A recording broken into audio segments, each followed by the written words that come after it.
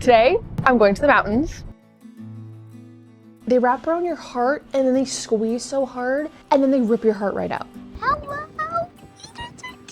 Do not ask the amount of snacks I brought. But all readers are kind of a little bit psychotic because we all think our fictional characters are real. So you know what? Let us be in peace.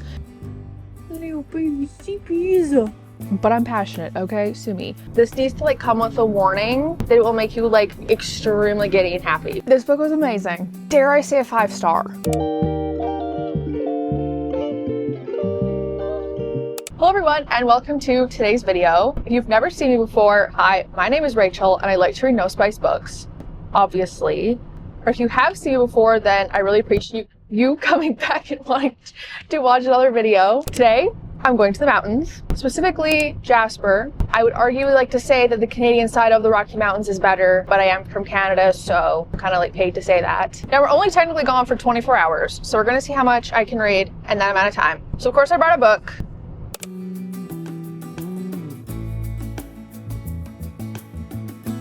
The space between our hearts. It looks like they're walking on the side of a mountain, so it looked kind of fitting. It doesn't look very safe, but whatever. This book was sent to me by the author, and I'm really excited to read it. Basically, it's about Rindy and Nolan. She has been in the foster care system, and she finds this, I think, a small town, which I love in books. And then, of course, she meets him, and he offers her a future that she never imagined. Hopefully we can finish this, but I was showing some self-restraint and did only bring one book. Which, if you remember, I filmed this exact same video when we went to the mountains last fall, and I brought 2 books for a 2-day trip. I didn't even read one whole book, so I've learned my lesson. I'm hoping that we see a bunch of bighorn sheep because we did last year. Maybe they hear that I'm filming and so they told all their buddies to run away. I don't know, but that's the hope. It's kind of like that Lizzie McAlpine song where she's heading to the mountains, or she's going to the mountains. However she's getting there, she's going to the mountains, and that's what I'm doing as well.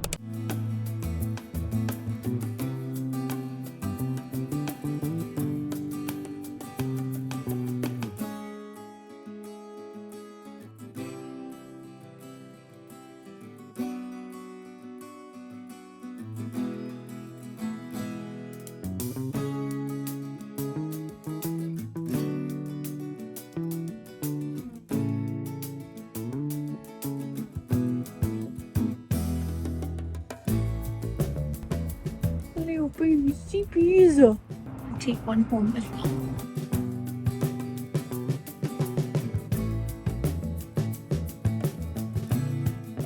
Guys. Oh my goodness, hi sir. You're so cute. They're on a Sunday nap.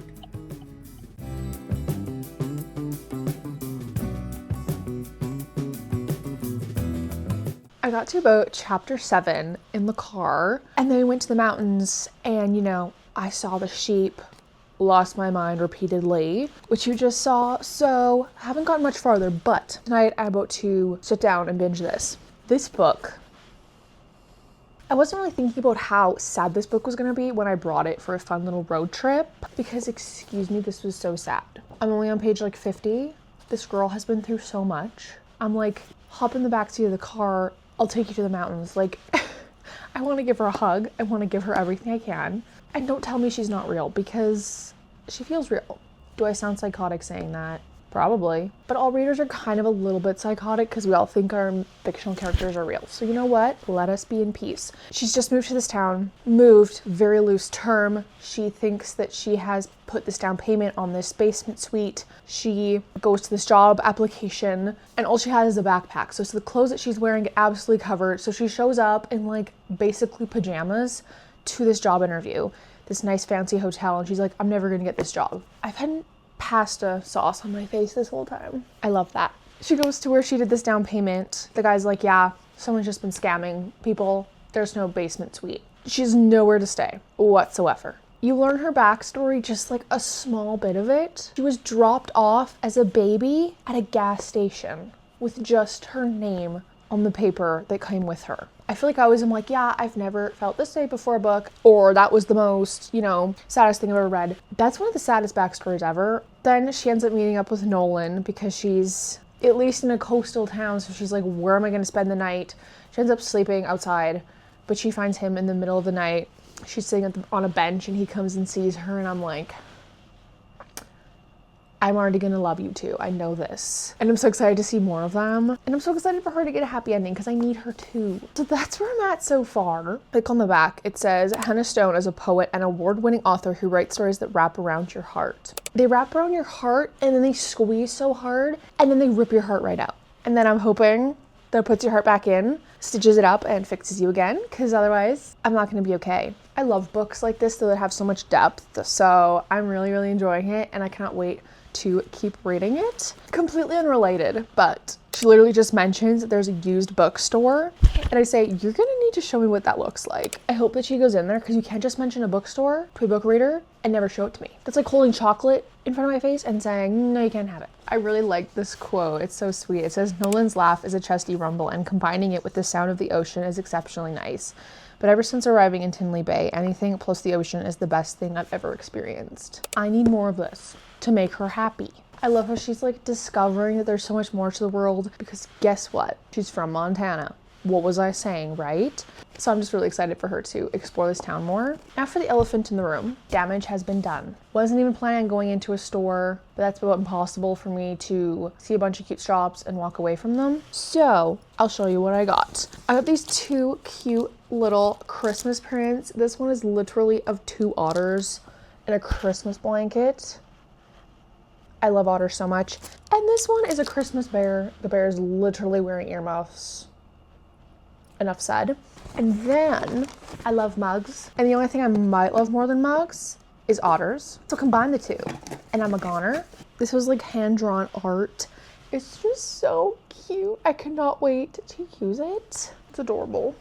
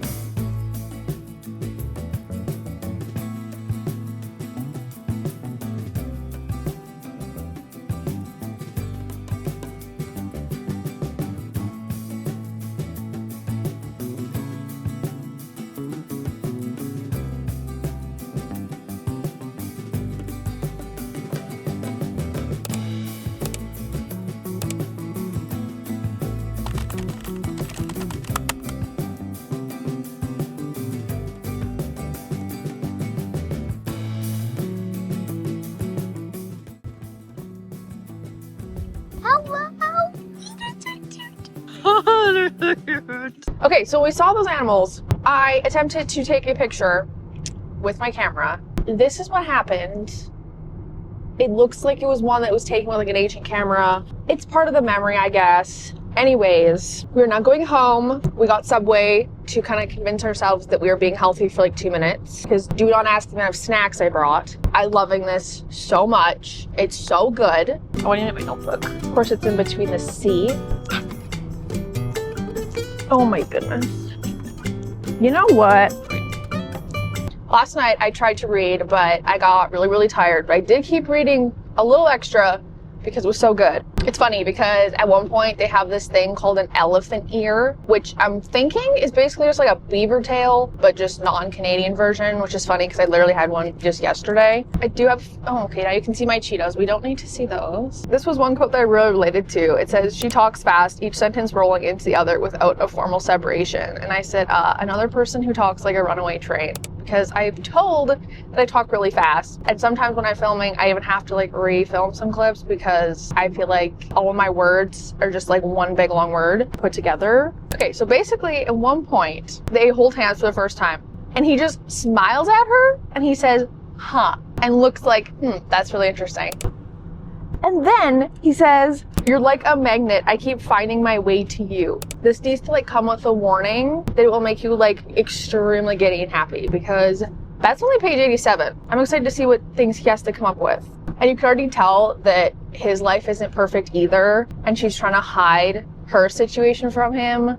But obviously she's going to be able to open up to him and they're going to be able to open up to each other. And I'm already I know it's going to be great. So I'm going to sit here with my iced mocha and my snacks that will not be mentioned. And I'm gonna have a great time.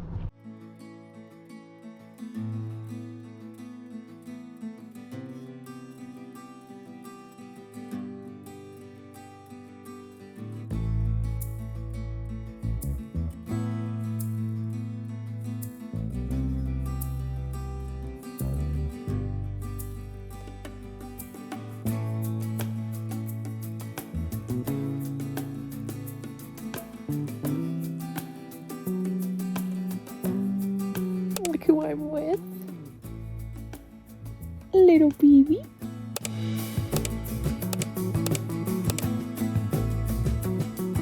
Did any of you guys miss this view? Because we're back. I had the absolute best time at the mountains. It's kind of funny because to the day, it was like exactly a year since we had done that same trip. And I lost my mind the exact same way, the same amount of times. It will never get old to me. And hopefully we'll be back here same time, same place next year with me filming it for the second year in a row.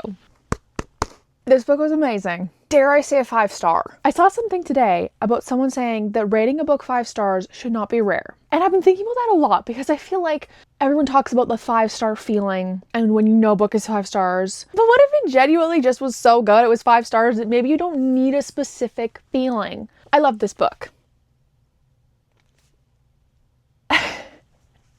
Not that I have any points about what I loved. Let me just gather my thoughts for a second. I feel like this book combined a love story, a YA love story that truly stays YA, like a moment of appreciation for that because so many YA books are not YA anymore. I won't get on that tangent. I've already been on one like 2 seconds ago. With the deeper themes of foster care and never feeling like you've been chosen, an absolutely terrible life. And she put it into one book in the absolute best way possible. If you know me, you know I am a long book lover. Like 500 plus pages, I'm the most ecstatic human being ever. This one is like 250 some, but I loved it anyway. Honestly, for this YA book, I don't even think you need more pages, and that is my highest form of compliment. I'm obsessed with the character development, the way that she realizes that this home that she's been searching for so long, that she thought was a physical home, was really just in the form of a person with Nolan, and I loved it. And I have a quote that I have to read that it's so good. It says, "I used to want home to be a lot of things. 4 walls, my own room, a place I could leave my socks on the floor and no one would yell at me. And as nice as those things are, I finally discovered that home is the hand I hold, not a fixed structure. My home is the wild open space between my heart and Nolan's, where love is a living, breathing thing." A beautiful little nod to the title. Another beautiful lesson that she learned is that people don't always leave. And if something happens, it doesn't mean that your relationship is over, because that's all she's had in the past is relationships that end. You say do one thing wrong and it's over. It was just so great being able to see her have these amazing friendships and bonds with people, and they go through things, but they're still her people at the end of the day. I have such an attachment to her as a main female character, which I do find hard to do usually, because I feel like main female characters can be very whiny and oblivious to life. Those ones where she doesn't think that he loves her after he's declared his love for her a million times. Those type of people. So she's definitely one of the characters that I feel really close to. The absolute biggest thank you to Hannah Stone for sending me this book and allowing me to read this story. One of the things that I love about BookTube and working with authors is that I read so many books that I would have probably never found or never even picked up in the first place. And then I get to recommend them to other people because they deserve it so much. And I'm always looking for more books to read and recommend and review. And I am taking physical books right now. So if you are interested, I will leave my email right here. One of my main goals here on this channel is that you know what is in the books that you're reading and that you feel 100% comfortable with what you are reading. I sound like a broken record at this point, but I'm passionate, okay? Sue me. So I will have the content warnings, language, all that other kind of stuff in the description below, or I will be posting a full review on my Instagram. But I don't just want to be one of those people that's go look at my Instagram to find this content that you can't find anywhere else. I hope you guys enjoyed the video and coming along with me for this trip. If you did, you could always give it a like, and if you want to see more No Spice content, you could always subscribe. But I will see you guys next week. Bye. When do we actually start to see the mountains? We're going up a hill. We'll see how this one goes instead. And how many times my camera can fall. I should start a counter. 33. Okay, so when we saw those bighorn, what are they called? Goats, I guess? Bighorn sheep?